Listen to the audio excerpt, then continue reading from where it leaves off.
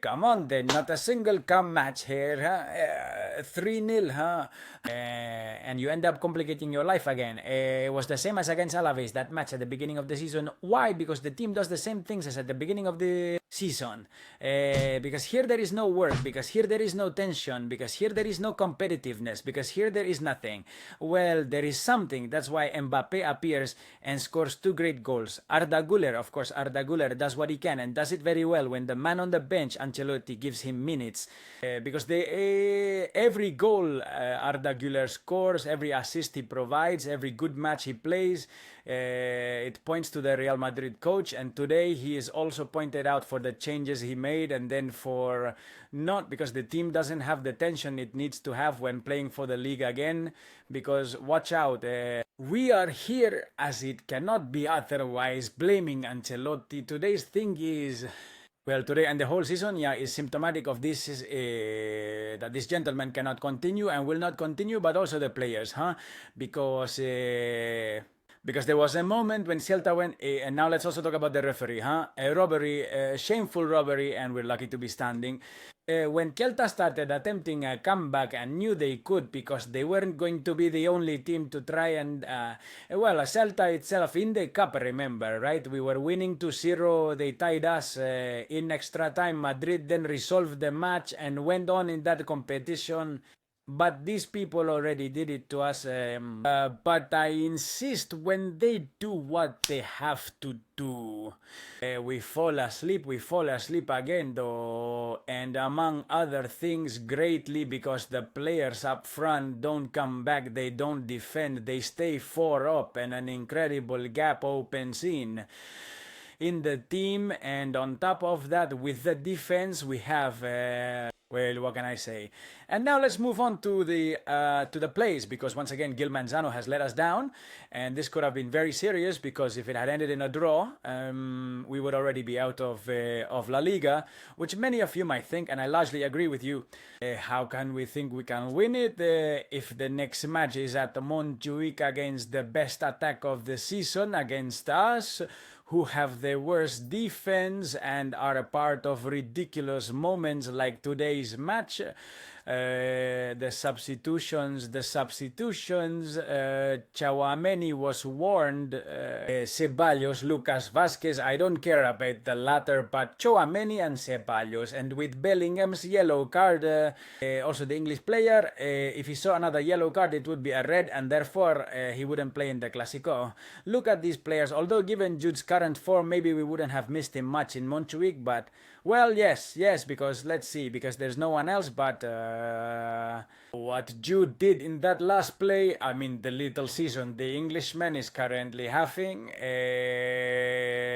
a bunch of plays today where he seems like a completely different player from last season. It's like he's forgotten how to play football. And that last counter, which has enabled another attack by Celta, when you're alone, yeah, you have Vinicius on the left. What are you waiting for? To pass it to Vinicius or to take the chance yourself?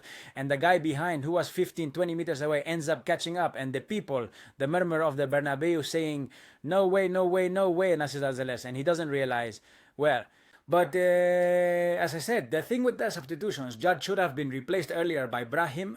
Not to mention Chouameni for Jacobo Ramon, this guy who is already the subject of many memes on social media, saying he even physically resembles Vallejo. Vallejo version 2.0, man, I hope not, poor guy. But this boy's performances at Real Madrid when he has had minutes have been, have left much to be desired, huh? Quite a lot to be desired. This is not Asensio, far from it. I mean, the defense said he was better, but to play in Madrid, you need to have personality and need to a series of things besides being a good defender. That if not, well, it disqualifies you from playing in Madrid. It's true that it coincided with Iago Aspas's entry in Celta, and he's done some mischief because Iago Aspas is very good. And I think it was the play with that stop by Courtois that later they almost which happened when the ball started spinning after Courtois stopped it, not completely stopped it, but blocked it in a certain way. The ball started spinning in the opposite direction to where it was going, and that's why it didn't go into the goal, because it slowed down. The pass was from Aspas with a back heel, and there's Jacobo Ramon watching the play far from Aspas. You have to get close to a guy the facing forward or backward, you know, he will always mess you up. And he did mess you up in one of the goals in Svedbergs, which was in Celta's second, right? Yeah, and now we talk, I insist, because I'm not going to forget about the refereeing decisions, because we already know how the first one happened. In any case, you have to remove Tchouaméni, because you can't risk it. If he gets a yellow card, he won't play in the Classic match, because if Tchouaméni doesn't play in the Classic as a central defender, you have Jacobo Ramon and Asensio as central defenders, because Rudiger is injured, because Alaba is injured, and because it's impossible to put another central defender. Hey, well, he goes and takes out Asensio. Someone might say, okay, no, well, imagine if he takes out Tchouaméni, we would have had the same problem. But let's see, is Tchouaméni a better defender than Asensio as a central defender? Isn't that right? Damn, you didn't care. So take off the one with which you run more risk of missing the next match. Well, nothing. But the same with Güler. In the 82nd, Güler goes off for Brahim. Brahim should have come in earlier. But why don't you take off Bellingham, who was one yellow card away from missing the next game? But what kind of management is this from Ancelotti? What kind of mess is this? And I say again, the responsibility for almost letting them come back lies largely with the players. But of course, there is a responsibility on the coach. The coach has to keep them on edge, and he doesn't. He hasn't since day one. And you can't fire the whole team. Yes, you can fire the person responsible for them not being on edge, and that is the coach, aside from the issue with the substitutions, etc. About Gil Manzano, I have the plays here. It's shocking. In just a few minutes, he has been involved in some incredible ones. Let's see. Well, this is about the goal, the corner that is called in favor of Celta. Look, a shot by a Celta player, it clearly hits Svedberg, and he calls a corner. The Celta guys going to complain now so much that they have given the hassle since that Kappa match for that penalty precisely to this player by Lunin in his day. Well, today they certainly can't complain because there's this. Let's see, not to forget. Well, there's the big penalty for a handball by Marcos Alonso because he uses his hand after a control by Mbappe.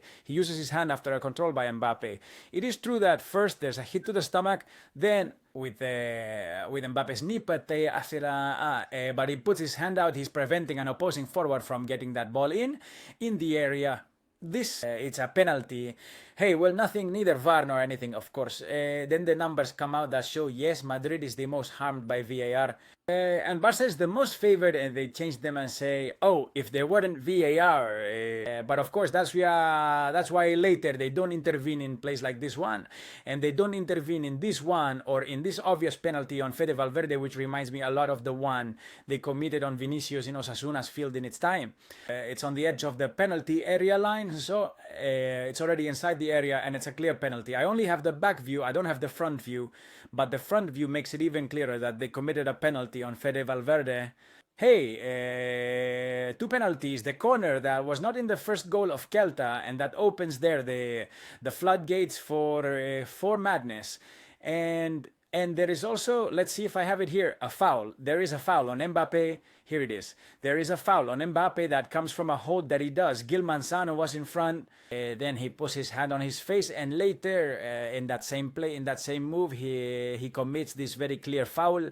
Hey, Gil Manzano, who doesn't appear here, but he was facing the play. The Celta player starts telling Mbappe not to dive and such, and Gil Manzano says there's nothing here.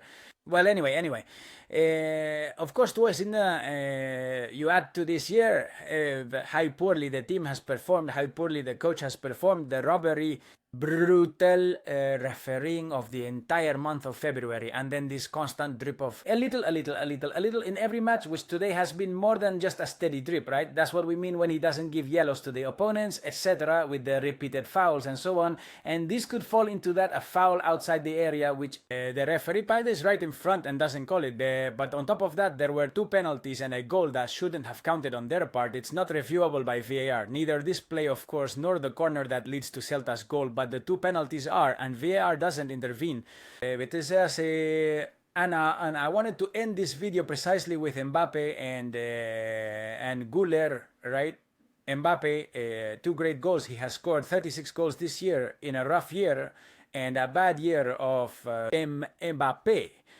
It's amazing what this guy could give defending the same way, without pressing the same, and being more or less in this version at 70% of what he can give, with a team that works well, that supplies him with balls and works not for him but works a bit more. And of course, well, 36 goals, Capella. Imagine with a coach who changes all this whole dynamic. And then, speaking of the coach, if next year, I hope Xabi Alonso or whoever it is, I hope it's Xabi, makes Güler play more, and in that position, because it has been shown that he is a footballer. Güler played a great match. Besides his great goal, the pass to Mbappe for the second of the Frenchman, which was the third of the Madrid, as well. The positive side of them, the negative side, everything we've discussed, which is everything else. In short, not a single calm match. I say, let's see if it ends. If it gives me the option to be making, well, the thumbnail of the video thumbnail to be calm, to prepare myself better,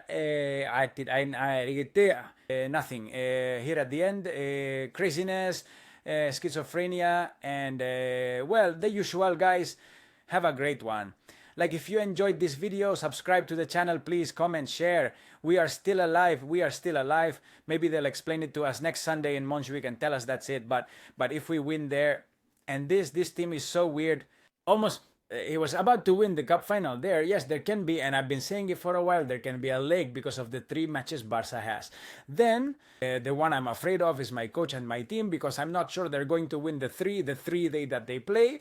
Well, like I said, see you later there with the reactions. Bye.